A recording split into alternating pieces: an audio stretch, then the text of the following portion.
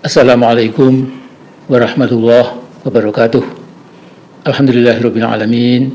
Wassalatu wassalamu ala asyrafil anbiya'i wal mursalin wa ala alihi wa sahbihi ajma'in. Amma ba'd. Saudaraku sebangsa tanah air, ketika 20 Oktober tahun lalu terjadi pergantian kepemimpinan nasional dari Jokowi ke Prabowo Subianto, kita semua berharap ada pembaharuan dan penyegaran kehidupan nasional bangsa Indonesia. Satu harapan yang wajar, tidak berlebihan. Setelah 10 tahun Jokowi melakukan politik pengkhianatan nasional atau betrayal politics, harapan rakyat Indonesia sangat tinggi. Tentu agenda untuk menata kembali Indonesia setelah 10 tahun yang dirusak Jokowi merupakan harapan yang sudah semestinya.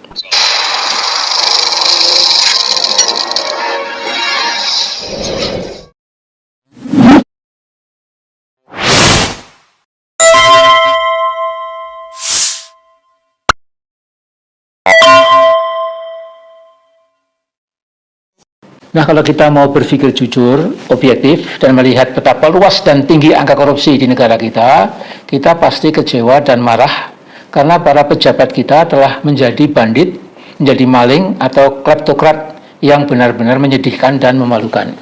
Misalnya, situs kpk.go.id mengungkapkan data yang mengejutkan sejak tahun 2004 hingga awal tahun 2022 ada 22 gubernur dan 148 bupati atau wali kota yang telah ditindak oleh KPK.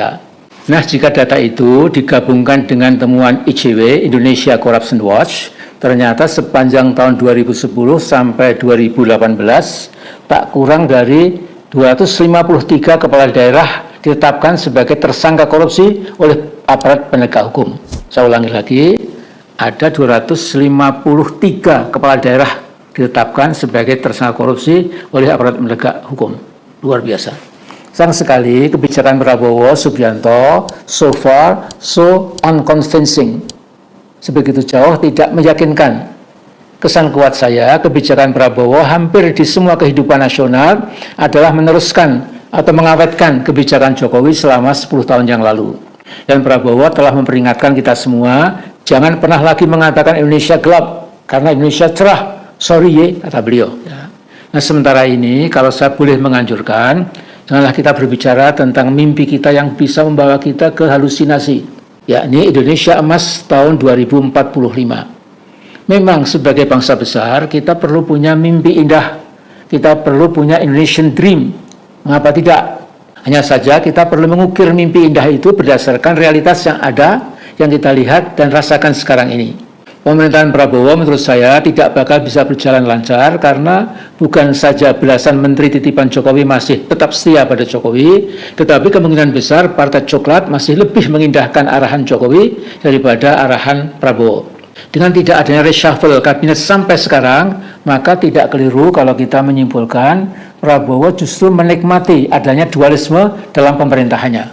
Nah, lewat teropong perdukunannya, ya ini perdugaan saya, Jokowi yakin Prabowo yang telah menganggap Jokowi adalah gurunya dalam soal kepemimpinan, tentu tidak akan pernah meninggalkan gurunya itu, yang sekarang sedang menghadapi gugatan ijazah palsu dan juga kebetulan sedang sakit-sakitan.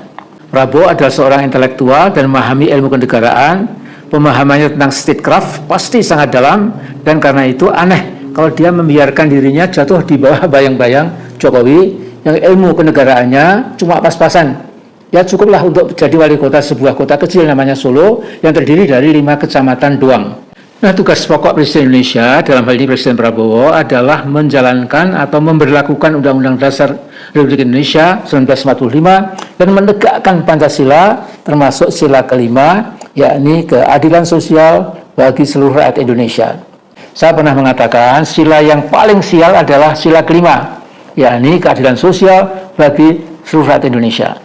Sila kelima ini masih sangat jauh dan cukup sulit untuk dicapai karena ketimpangan sosial antara the haves dan the haves not masih menganga lebar, antara kaya dan miskin. Yang kaya dan yang miskin itu masih sangat jauh perbedaannya.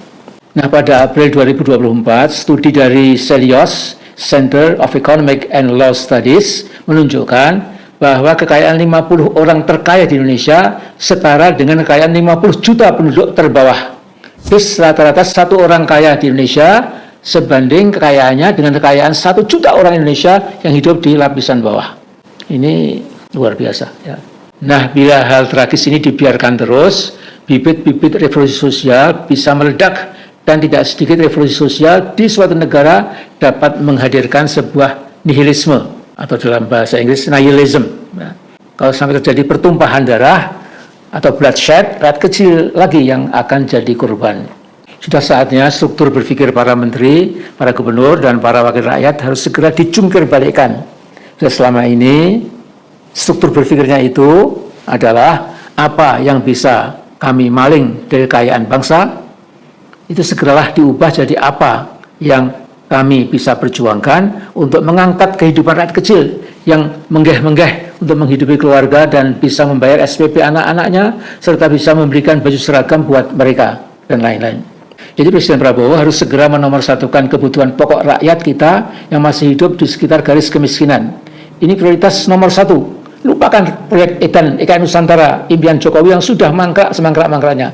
Itu betul harus dilupakan. Ya. Jadi saya hanya bisa berdoa, ya Allah, ya Rabbana, ya Ilahana, ampunilah bangsa kami, bangsa yang segera berusia 80 tahun besok pada 17 Agustus 2025 ini.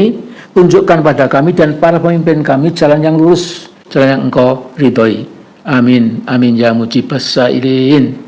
Wallahul muwaffiq ila sawa'is sabil. Assalamualaikum warahmatullahi wabarakatuh.